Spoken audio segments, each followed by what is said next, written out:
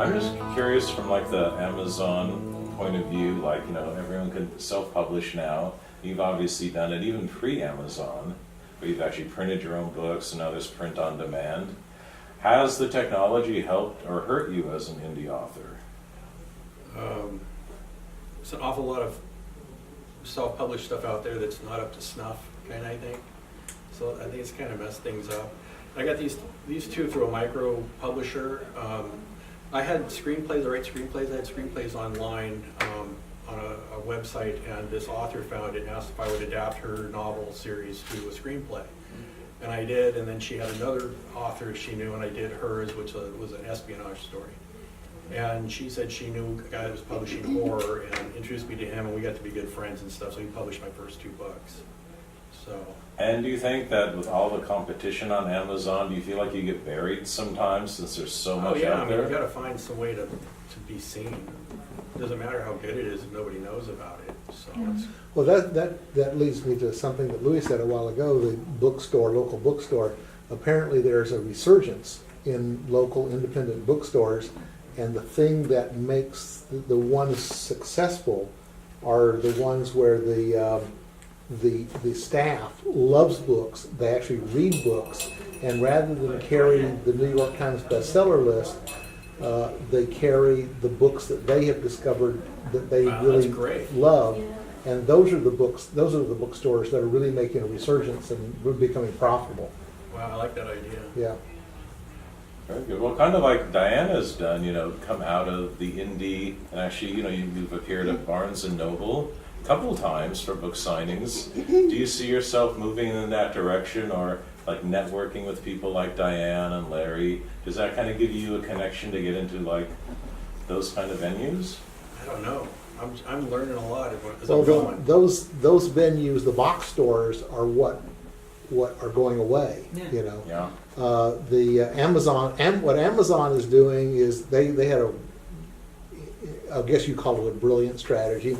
They've sucked the life out of Barnes & Noble and out of Borders and the whole business, and those stores are collapsing. I mean, you go into a Barnes & Noble, and books take up less than half of the floor space now. Oh wow! So that whole thing is going away as Amazon is now opening up their box bookstores around the world, and that's what's opened up this vacuum that local bookstores are starting to capitalize on, where people who love books, who like to talk about books, who like to connect with people around books, that's the new independent bookstore.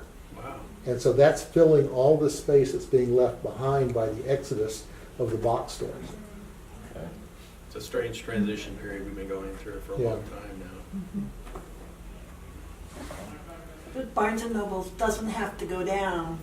We, the people, can save it. Well, but we the people can also say that we prefer Go buy it, Barnes & Noble. that neither Barnes & Noble. Well, Barnes & Noble's in trouble because it did things wrong. Yeah, Okay, yeah. It responded exactly the opposite of the way it should have responded to Amazon. Independent bookstores responded the wrong way to Amazon. And that's what caused the exodus of independent books first, and then box stores. And basically, we, the people, need to demand from our businesses what it is we want, rather than just taking what they cram down our throats. Exactly. And Barnes & Noble is guilty of that as Amazon is. Yeah, and the traditional publishers are probably Exactly. the most Right, guilty yes, of all of them. exactly right. And do we have any more questions that are specific to the story or the reading that was for today? Is that? I've just asked one more, and I've talked to you about this before. I know you don't like to be pegged, but if someone said, what is your genre? And even if you skip around for this book alone, and if I was going to recommend it, what genre would I tell people this book is in? It straddles horror, sci-fi. Probably more horror. Okay. And do you find that limits you? Because I know sometimes you're hesitant to be pegged as a horror writer. Yeah, I like speculative fiction. Okay. I started out with horror. I had a lot of childhood stuff that I was working out. Speculative fiction is in like Harlan Ellison's Boy and stuff. Exactly. You guys know that. Exactly. I loved Harlan when I was young, Ray Bradbury and stuff. Being compared to Ray Bradbury would be awesome someday. There was one blurb in here comparing this to Clive Barker's Books of Blood, which I loved that series when it came out. Because do you think that's important that people get like a handle? Like they always say, okay, first what genre, then is it long fiction, short fiction? It's been hard for people to pigeonhole my writing, which doesn't help you, I think, as a writer. Well, but that gets back to the bookstores. The only reason that we have genres is because bookstores need to know where to put it on the shelf, Right. But readers are not that sensitive. They're not sensitive to who the publisher is. They're not sensitive to what the genre is. They just want a good story. Right. I think, sci-fi subgenre would be horror.